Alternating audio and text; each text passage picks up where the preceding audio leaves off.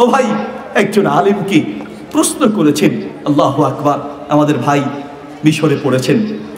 আপনারা যারা অ্যারাবিয়ানদের সাথে চলেন জানেন, অ্যারাবিয়ানরা আমাদের মতো এত ফালতু কথা, এত বেশি কথা বলে না, সব ক্ষেত্রে ছোট্ট ছোট্ট কথা বলে। তো আমি একবার একটা আরবি মুকালামার বই পড়ছিলাম, তো সেখানে এক সাধারণ ব্যক্তি এক অ্যারাবিয়ান আলেমকে প্রশ্ন করেছেন, সিফলিয়াল জান্নাহ, আমাকে জান্নাতের এমন একটা নিয়ামতের কথা বলেন যে নিয়ামতের কথা শুনলে আমার কলিজায় জান্নাতে যাওয়ার জন্য পাগল পাড়া হয়ে থাকবে, এমন একটা নিয়ামতের কথা বলেন। তখন ওই আলেম ছোট্ট একটা কথা বললেন, এমন এক জবাব দিয়েছেন আপনি না বুঝলেও প্রত্যেকটা আলেমের কলিজায় জবাবটা লাগার কথা। তিনি ছোট্ট কথায় বললেন, এক কথায় তোমাকে বলি, শোনো, কান দিয়ে শুনে নাও, জান্নাতে যাওয়ার জন্য যদি পাগল হতে চাও তাহলে জান্নাতের একটা নিয়ামতের কথা বলি, ফিহা রাসূলুল্লাহ, জান্নাতে তুমি তোমার কাছে আল্লাহর নবীকে খুঁজে পাবে। আল্লাহু আকবার। আল্লাহর নবীকে খুঁজে পাবে, আল্লাহর নবীকে খুঁজে পাবে। ভাই আমার, কবরে যদি হাযা নবিয়ুনা বলতে হয় তাহলে দুনিয়াতে সেই প্রিয় নবী সাল্লাল্লাহু আলাইহি ওয়াসাল্লামের প্রতি ভালোবাসা লাগবে।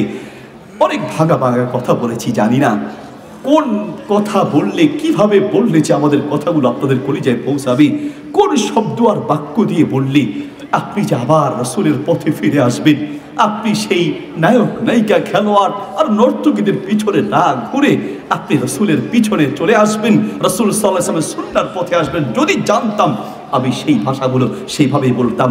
কথা শেষ, মাহফিলকে মনে করবেন জীবনের শেষ মাহফিল।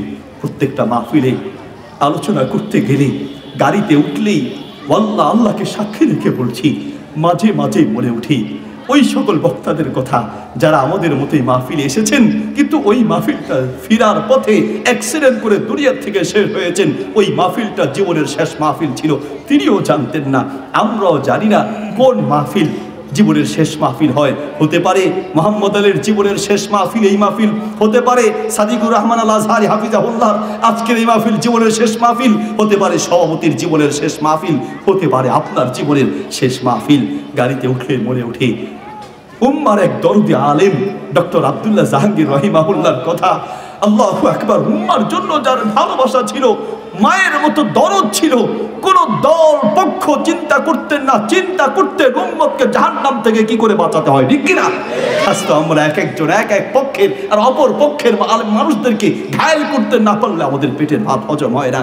মনে হয় সেই ইসলামের সঙ্গীত সম্রাট, ইসলামী সঙ্গীত সম্রাট বাংলাদেশের জন্য বলা যায় যাকে, আইনুদ্দিন আল আজাদ রহিমাহুল্লাহ, কলরবের প্রতিষ্ঠাতা, তিনিও তো সেই মাহফিল শেষ করে যাওয়ার পথে দুনিয়া থেকে বিদায় হয়ে গেলেন। ডক্টর আব্দুল্লাহ জাহাঙ্গীর রহিমাহুল্লাহ মাহফিল শেষ করে যাওয়ার পথে অ্যাক্সিডেন্ট করে দুনিয়া থেকে বিদায় হয়েছেন।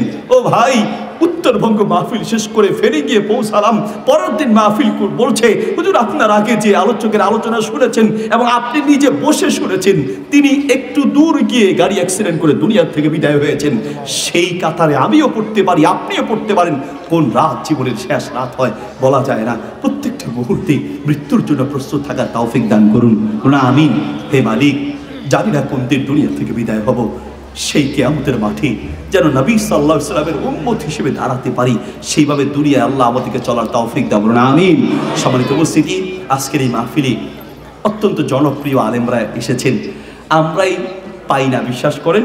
আমার এই ভাইকে পাওয়ার জন্য, ওনার ভাইকে ফোন দিয়েছি মাহফিলের জন্য, বলছে যে সম্ভব না, মানে আমাকে খুব ধরেছেন ভাইকে নেয়ার জন্য। আর অনেক আগের কথা বলছি, গত বছরও চেষ্টা করেছি, আমি পাইনি, এই বছরও পাই নাই।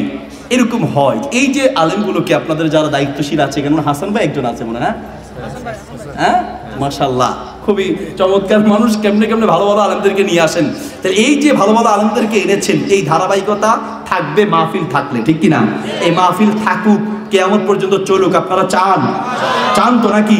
কে কে চান না দুই হাত তুলে দেখান। চান না? আয় হ্যাঁ, আপনারা চান না? চান তো নাকি? কে কে চান দুই হাত তুলে দেখান। মাশাআল্লাহ, মাশাআল্লাহ, হাত নামাবেন না। আল্লাহ, আমরা যারা হাত তুলেছি আমাদের সবাইকে একসাথে জান্নাতের মেহমান হওয়ার তৌফিক দাও, আমিন।